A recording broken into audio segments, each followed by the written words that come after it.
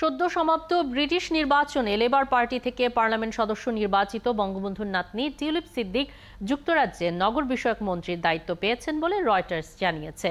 তবে মন্ত্রী হিসেবে তার নিয়োগের বিষয়টি এখনও আনুষ্ঠানিকভাবে ঘোষণা করা হয়নি। সিটি বা নগর মন্ত্রীর শহরের আর্থিক সেবা সংক্রান্ত বিষয়ে কাজ করে থাকেন। 41 বছর বয়সী টিউলিপ সিদ্দিক 2021 সাল থেকে লন্ডনের সিটি অফ ফিনান্সিয়াল ডিস্ট্রিক্টের আর্থিক সেবার জন্য নীতিমালা তৈরিতে নেতৃত্ব দিয়ে আসছেন। বঙ্গবন্ধু শেখ মুজিবুর রহমানের দৌহিত্রী টিউলিপ এবার চতুর্থবারের মতো ব্রিটিশ পার্লামেন্টের সদস্য হয়েছেন। এ নিয়ে কথা বলতে লন্ডন থেকে আমাদের সাথে যুক্ত আছেন সহকর্মী তানভীর আহমেদ। তানভীর, টিউলিপ সিদ্দিকের মন্ত্রী হওয়ার বিষয়ে বাঙালি কমিউনিটির কি ধরনের প্রতিক্রিয়া দেখেছেন এবং মন্ত্রিসভায় তিনি কি ধরনের দায়িত্ব পালন করবেন?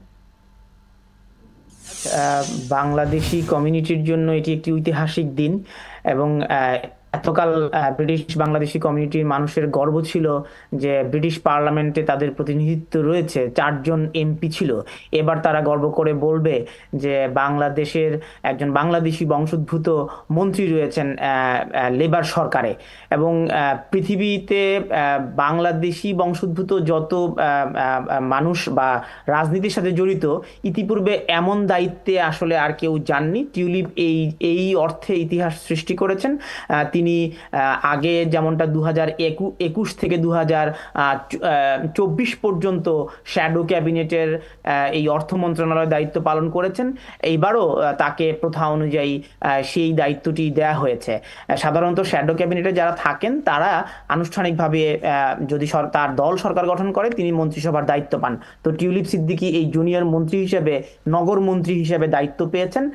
তবে আনুষ্ঠানিকভাবে এই ঘোষণাটি হয়নি। টিউলিপ রেজন সিদ্দিকের পরিবারের পক্ষ থেকে এই বিষয়টি নিশ্চিত করা হয়েছে এবং আজকে প্রথমবারের মতো পার্লামেন্ট অধিবেশন হয়েছে এবং পার্লামেন্ট অধিবেশনের পরে আনুষ্ঠানিকভাবে এই বিষয়গুলো ঘোষণা করা হবে এবং আমরা আশা করছি আরও একজন মন্ত্রিসভার সদস্য হবেন, সেটিও অপেক্ষায় রয়েছে। রুশনারা আলীরও মন্ত্রিসভায় স্থান করে নেওয়ার সম্ভাবনা রয়েছে, তবে আনুষ্ঠানিকভাবে এই ঘোষণাটি হয়নি।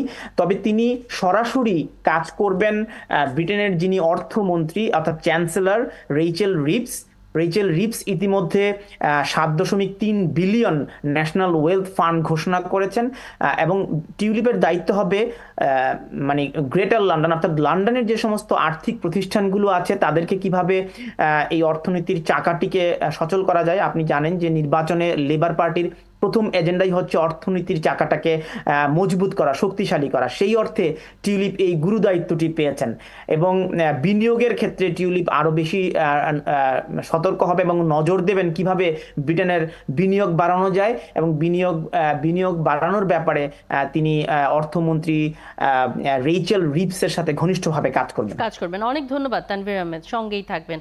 আমাদের সহকর্মী তানভীর আহমেদ লন্ডন থেকে যুক্ত ছিলেন।